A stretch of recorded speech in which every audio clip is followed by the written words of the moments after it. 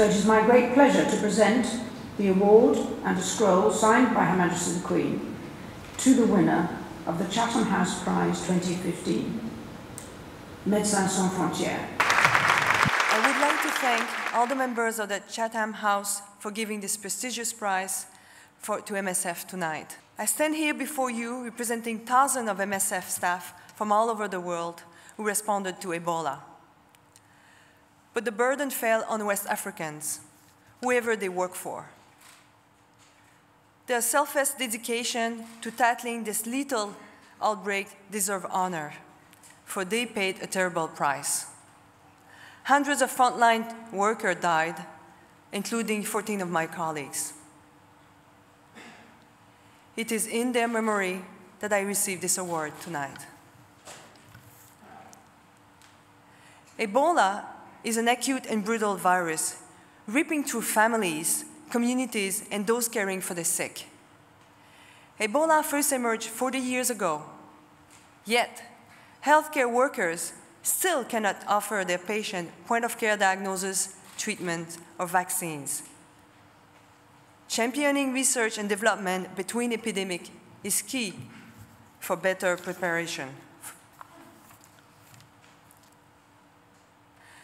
With policies of containment and political calculus in play, fear spiraled out of hand. It led to bans of vital air traffic and politically motivated quarantines. Many governments wasted months when urgent action was required. Patients and their communities should have been at the heart of the response from the beginning. But only when sick people landed in the US and Europe did the world pay attention.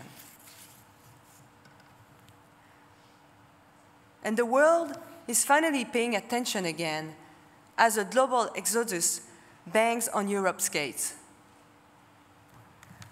Not since the World War II have we seen population movements of this complexity and scale.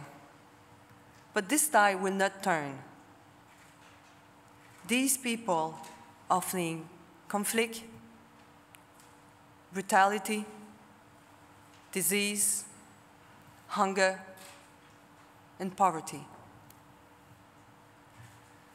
War has become a free-for-all that only the fittest can survive. But even wars have rules. The Geneva Convention, negotiated in the wake of World War II, protects civilians in conflict. Patients, medical workers, and facilities cannot be targeted.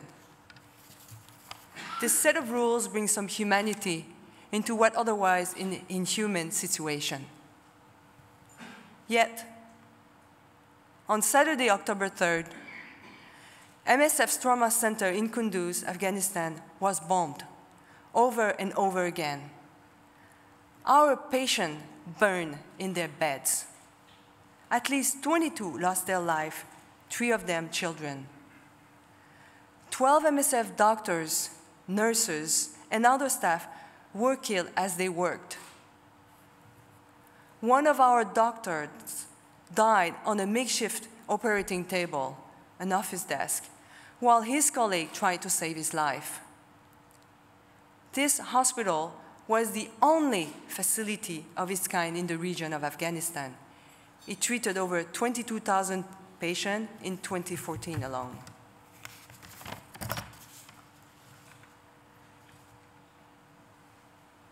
We are calling for an independent investigation on this attack. We need to understand. We need to prevent this to happen again. Please stand with us and insist that health facilities and staff must be protected, that international humanitarian law must be upheld. For medical teams on the front line, it is a difference between life and death, the last buffer against total anarchy. Without it, our work in any war zone is compromised. Without it, men, women, children are left with no lifeline of support. Hospitals must not be bombed. Our staff and patients of Kunduz join the countless number of people who have lost their life in the chaos of Afghanistan, just as they do in South Sudan, Yemen, Syria, and beyond. Who among us will find this condition acceptable for ourselves and our families? Is flight not a right? Well, all around has collapsed.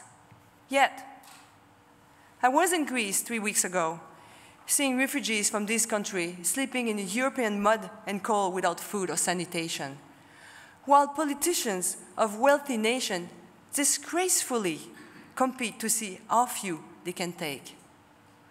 How few. We said in our Nobel Prize acceptance speech in 1999, humanitarian action is more than simple generosity, simple charity. More than offering material assistance, we aim to enable an individual to regain their rights and dignity as human beings. Humanitarianism is not a tool to end war or to create peace. It is a citizen's response to political failure. It is an immediate, short-term act that cannot erase the long-term necessity of political responsibility.